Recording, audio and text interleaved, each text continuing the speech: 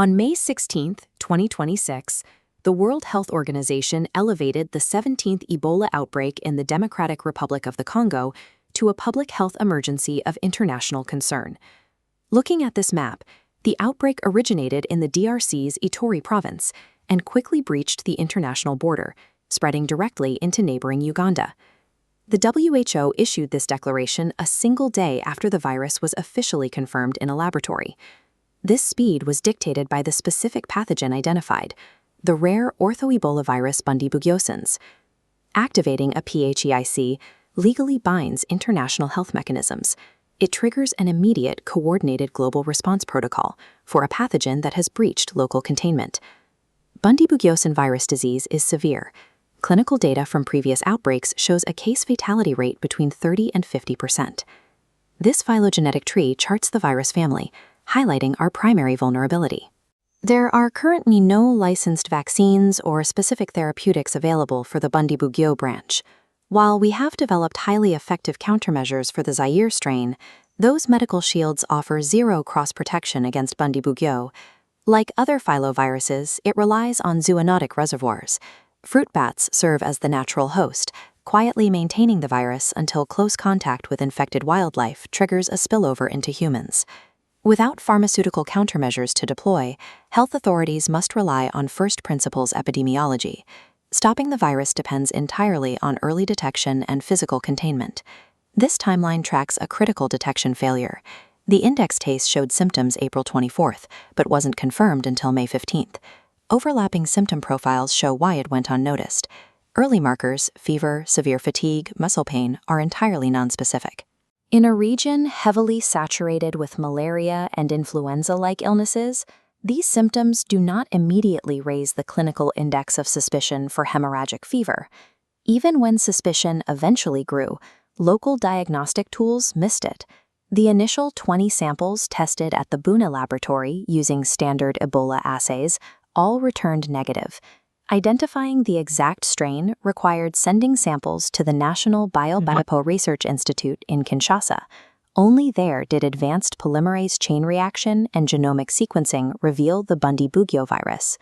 During that 4-week diagnostic gap, the virus operated undetected, establishing deep community transmission networks long before any isolation protocols were activated. The severity of that delay became acutely clear at the Mongwalu General Referral Hospital. Within a 4-day span, 4 healthcare workers at the facility contracted the disease and died. Without rigorous infection prevention and control protocols or the correct personal protective equipment, providing routine patient care becomes highly dangerous. The WHO immediately deployed assessment teams to establish strict triage and isolation protocols at remaining active facilities, like the Evangelical Medical Center in Bunia. When healthcare systems operate without optimized triage and protective equipment, hospitals cease to be sites of containment and instead become primary amplification nodes for the virus. The outbreak's epicenter in the Mongwalu Health Zone is a high-traffic artisanal mining hub, creating a constant flow of transient labor. This economic migration intersects with a severe humanitarian crisis. Ituri province holds over 270,000 displaced persons living in highly vulnerable conditions. Ongoing regional conflict directly limits the medical response. It restricts the movement of surveillance teams and prevents the secure transport of laboratory samples. Tracing this map, infected individuals seeking care carried the virus from remote mining camps into the commercial hub of Bunia. From there, the virus crossed the border. On May 11th, an imported case leaped 500 kilometers directly into Uganda's capital. Shortly after, Uganda's Ministry of Health confirmed a second, unlinked imported case in Kampala, signaling that multiple undetected transmission chains were infiltrating major urban centers.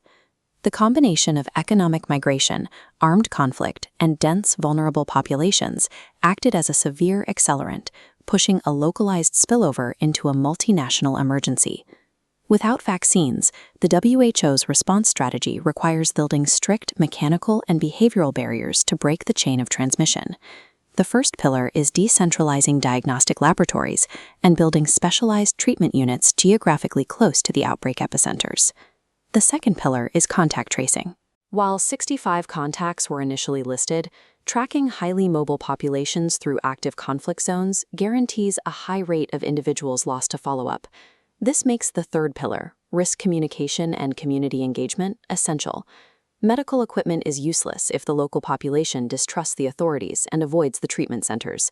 This engagement extends to safe and dignified burial practices. Health workers must secure highly infectious remains without alienating grieving families or violating deeply held cultural norms. Successful containment relies on ground-level community cooperation, making the social dimension of the response as critical as the medical infrastructure.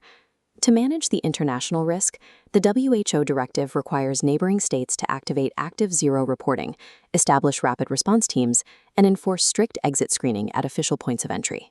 However, the WHO explicitly advises against officially closing borders or placing outright restrictions on international travel and trade.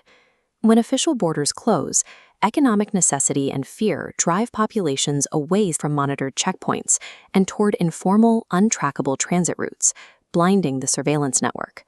Furthermore, trade embargoes cripple local economies and sever the logistical supply pipelines required to deliver essential protective equipment and medical personnel into the hot zone.